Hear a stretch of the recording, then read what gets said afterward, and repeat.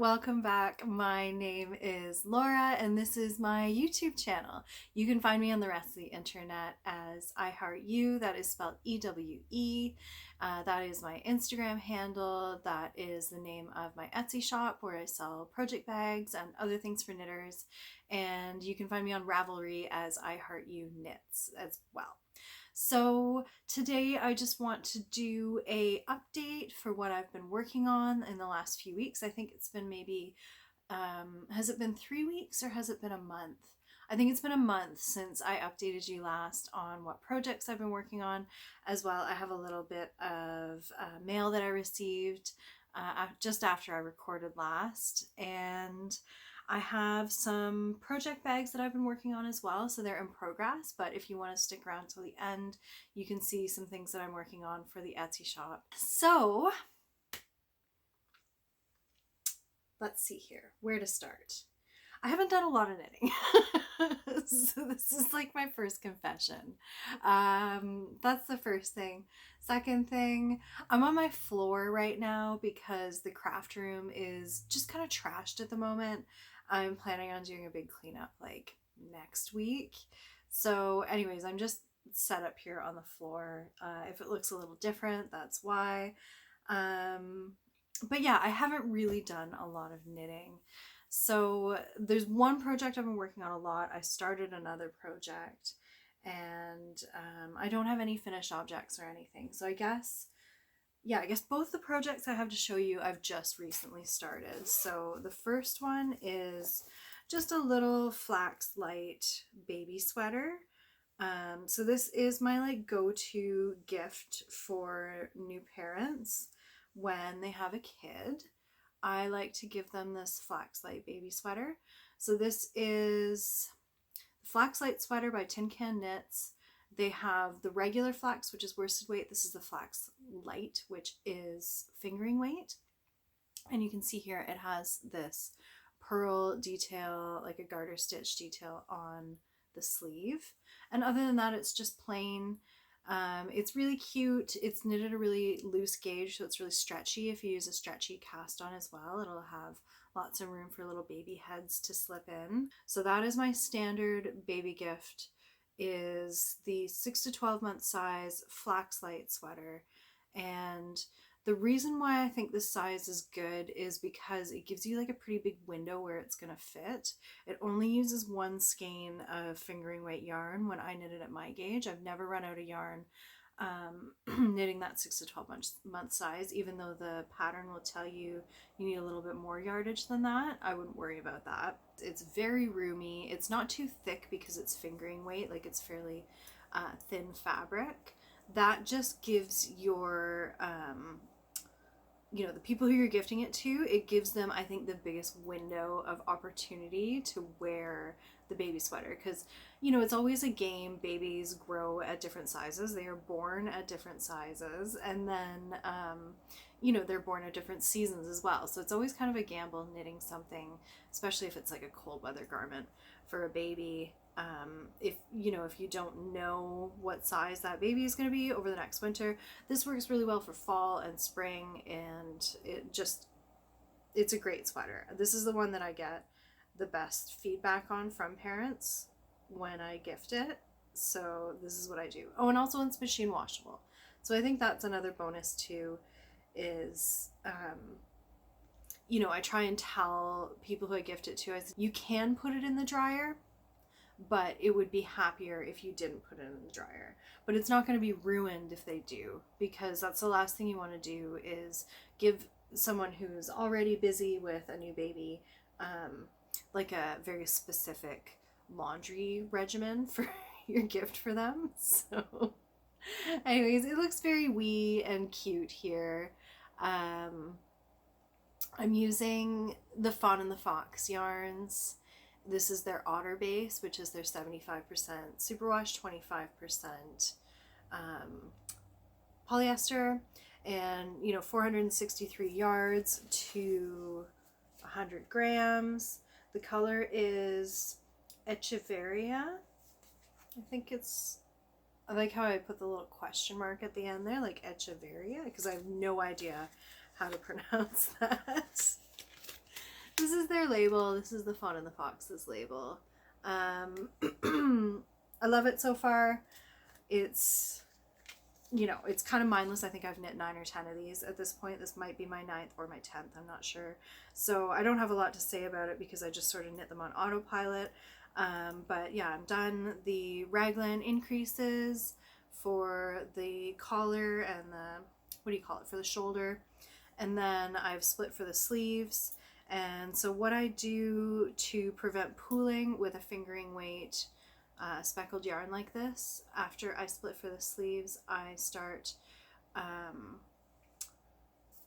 knitting from the inside and the outside of the ball, and I alternate every 2 rounds. I switch where I'm pulling my yarn from. So it's just a way of preventing pooling a little bit. I've just come to find that with this pattern and my gauge is speckled yarns seem to really like to pool up after you split for the sleeves. Yeah, so I do that, and then the other thing I will do when I get to the sleeves is I knit the sleeves 2 at a time, because they're just, you know, they're a little fiddly. You know, you're just managing your yarn a lot, like turning the work. So anything you can do to kind of make that process feel like it's faster, I think is good. So if I knit them 2 at a time, then when I'm done, right? So that's the first thing I've cast on, and yeah, I worked on it a lot, and then I started another project and I stopped working on it.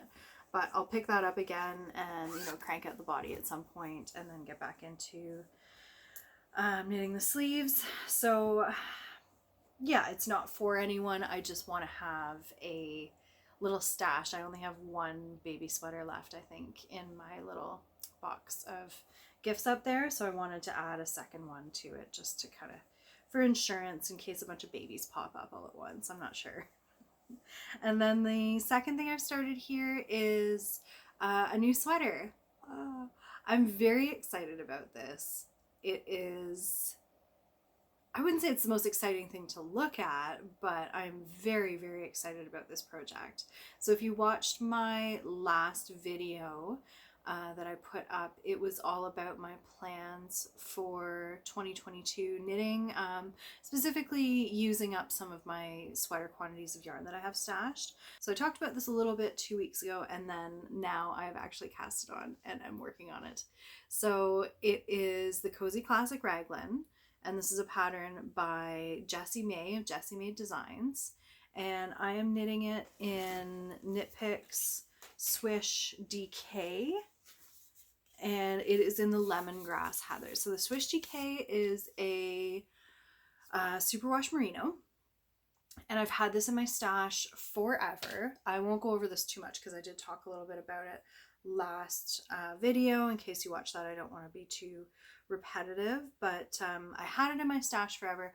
I had another project planned for it, and you know, my style's changed a little bit since then. The original sweater that I wanted to knit with this yarn, I'm just not so excited about it anymore, and so I decided to knit this Cozy Classic Raglan out of it because I've been wanting to make Jessie Mae's designs.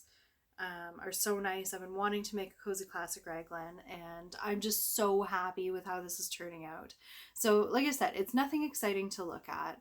It's a little bunched up now because I have a lot of stitches on the needles, but the reason I'm so excited about it is look at how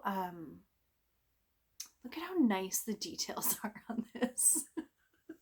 So I did this to my husband too. I said, look at this. Look at how nice the cast on edges, and look at how nice the raglan increases are on this. And he was, you know, very polite about it, and yeah, it's nice. But I think when you're a knitter, you really get into these like details, and this I feel like is going to be a very detailed sweater.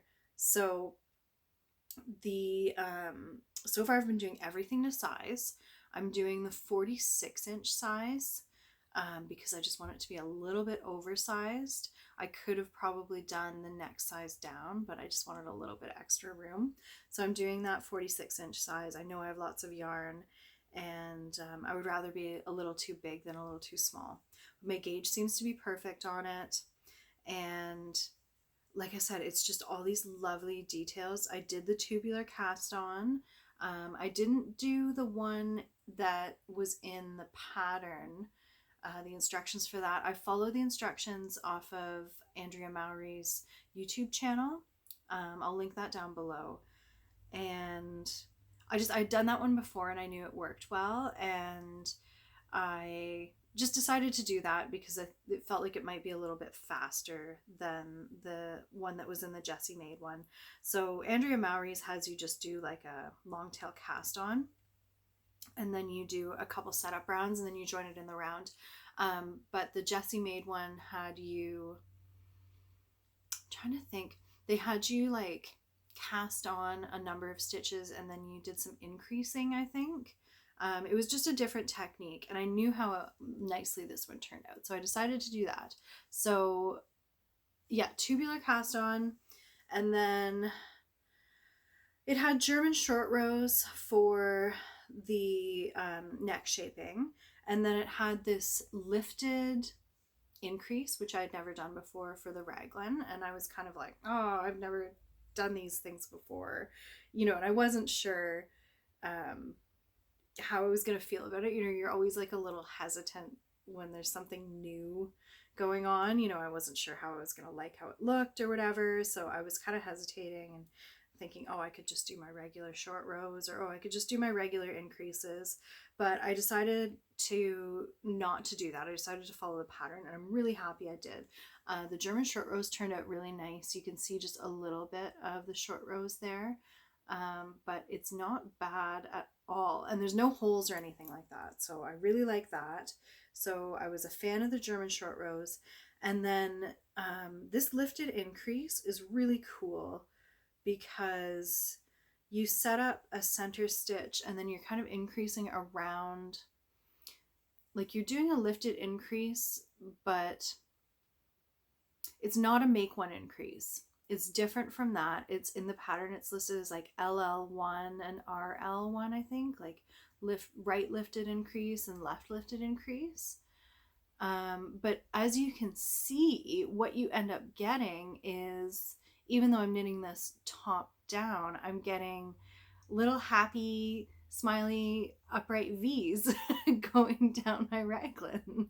So this is why it's making me so happy, is because if I had set up, the way that I've done like a center raglan seam setup before, you end up with one knit stitch that's untouched in the middle and you're increasing around it. So you still get this look, but the V's are upside down.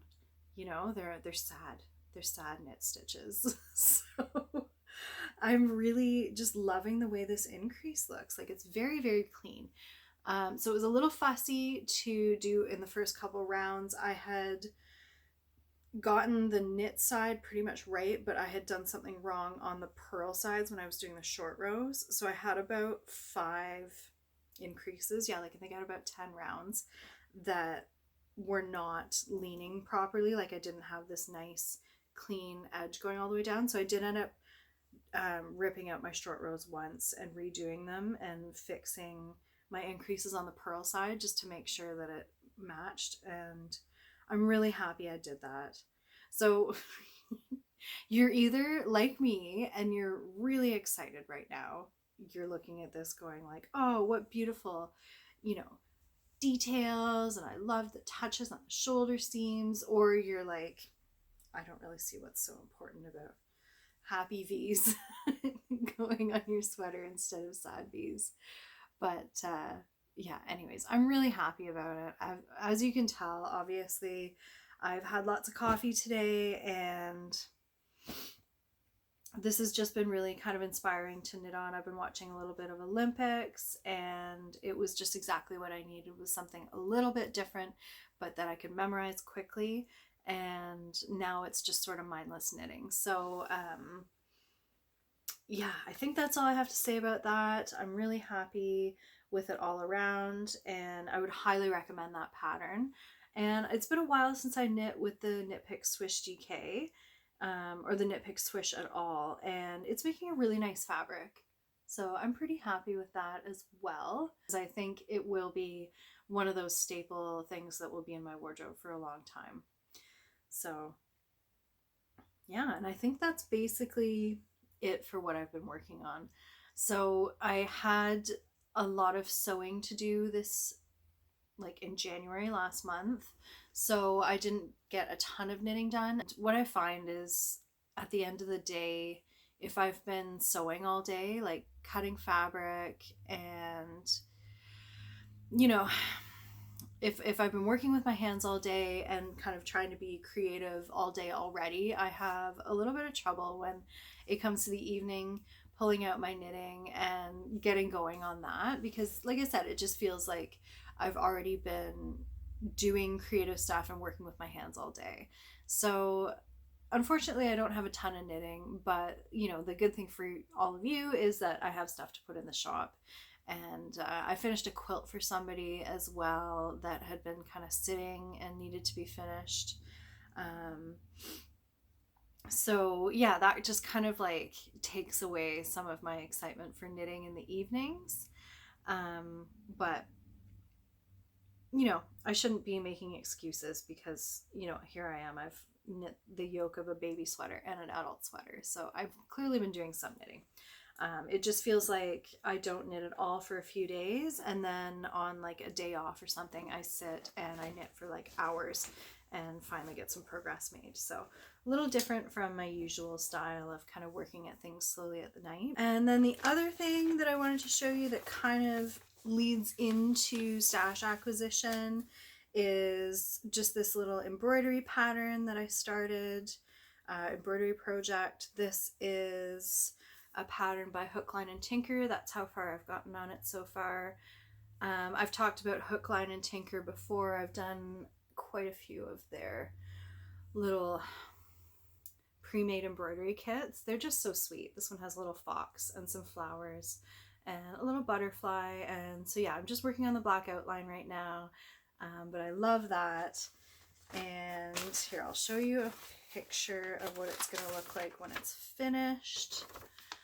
You can see the detailed kind of instructions that come with this. It tells you what stitches to use and where and what colors and all that. So yeah, I worked on this a little bit a couple weeks ago and then kind of put it down for a bit, but I'll get back into that again. So yeah, Hook, Line, and Tinker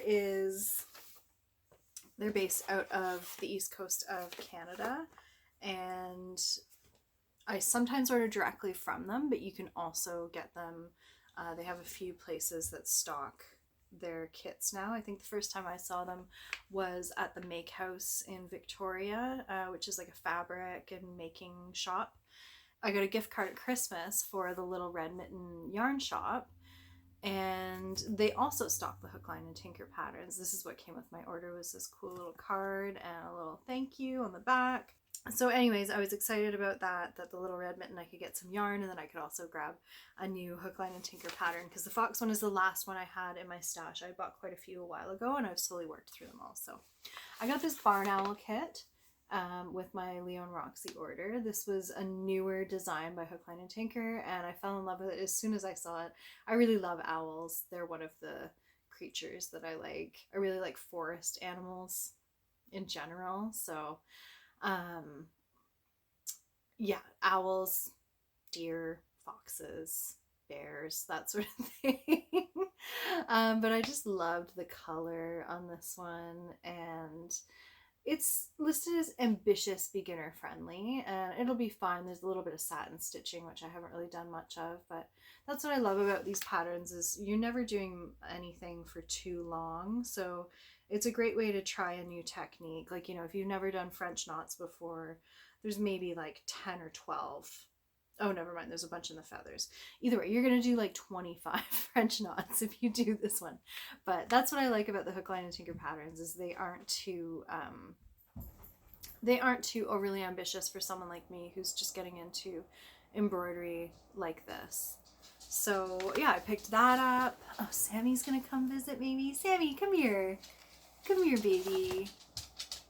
Hi, this is Sammy. If you haven't joined us before, he is my sometimes furry co-host, and he's gone. Yeah, so I got that embroidery kit, and then I got some yarn for a sweater project.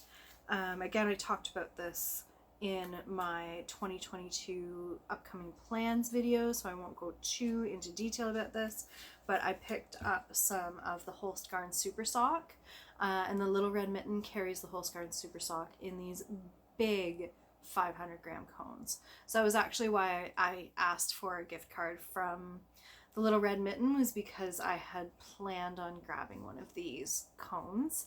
And so this is what the Holst Garn Super Sock, Super Soft, sorry, not Super Sock, looks like in just the regular 50-gram skein. It is 314 yards, 287 meters, and they market it as like a fingering weight yarn. It doesn't feel super soft in the ball or the skein, but everybody who uses it has said that it blooms up a lot when you use it. So I was ready for that. So even though it doesn't feel super soft, it apparently does get super soft after you wash it. So I got 100 grams of this silvery gray, and then I got this big 500-gram cone of this kind of charcoal color. And I'm planning to knit a Halibut Sweater, which is a pattern by Caitlin Hunter of Boylan Knitworks. And it is a halibut sweater. It's a dark sweater with a contrast color yoke, and the yoke is halibut fish, and I'm really excited about doing it. The pattern called for Kelburn Woolen's Scout, but I decided to go this route, and I'm going to hold this double. The Little Red Mitten does stock the Kelburn Woolen Scout, but I realized that if I got one of these cones, it would be much more affordable. So I think the Scout is marketed as a DK, but I was looking at the kind of yardage to weight ratio of this, and if I did my math right, if I hold this double, it will have the same yardage to weight ratio as the Kelburn Woolen Scout. So I'm going to have to do some gauging on that and make sure it's all going to work out for me, but I'm feeling pretty positive about it. So I'm not going to start that yet. I'm going to have to wait. Well, I don't have to, but I'm going to make myself wait a little bit until I've finished my first sweater to start a second one. And then the other thing I'll have to do to hold this double is I'm going to have to grab my ball winder and wind some of this off of the cone, because there's no way of grabbing like from the inside.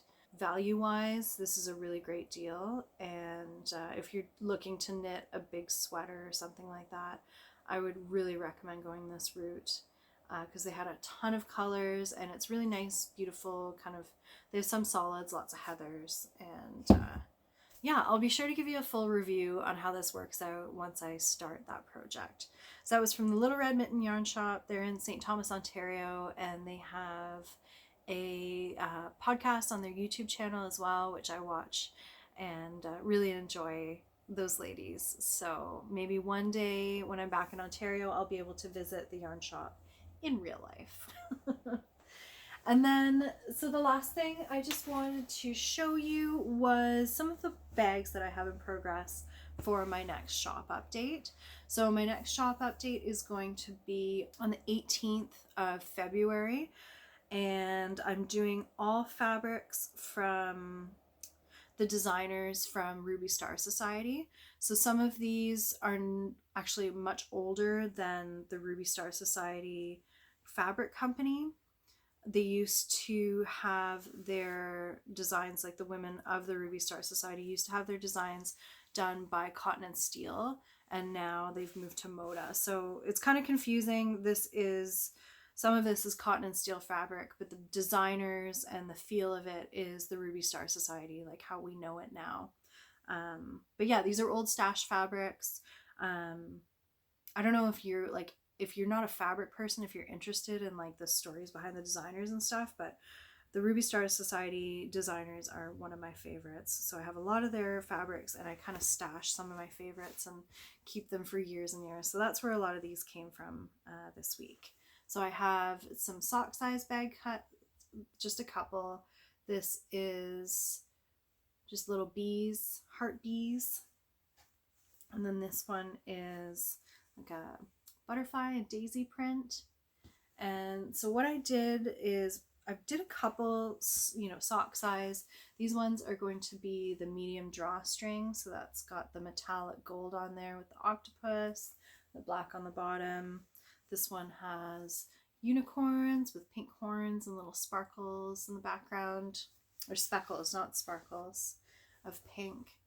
And then I have one bucket bag that I cut out of like a fabric panel. So the one side is going to look like this. It's just going to be this across the top, and then the rest of the bag is that kind of plain with the metallic gold stars on it. And then the other side is just this big, beautiful riot of flowers. So I'm excited for that. And then the rest of these bags are all my large zipper size.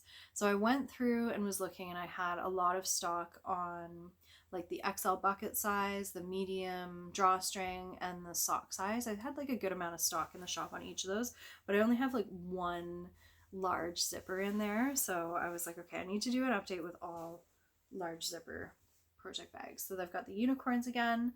The large zipper is I would say like a 400 to 500 gram size project bag. Like you can put 400 to 500 grams of yarn in the project bag. And then these will have the zipper top and the box bottom, and then they will have a handle as well. So that's that same daisies print with the butterflies. I have this bird print, which I really like, on the blue bottom. These are like little umbrellas with like people kind of walking. It sort of looks like a city street. I have the octopus in pink as well with metallic gold, and then there's this metallic speckly fabric on the bottom. This is a really old print. This is one of my favorite prints ever. This bear print, and there's like little heart eyes and stars eyes and little bow ties and hats. Love that one.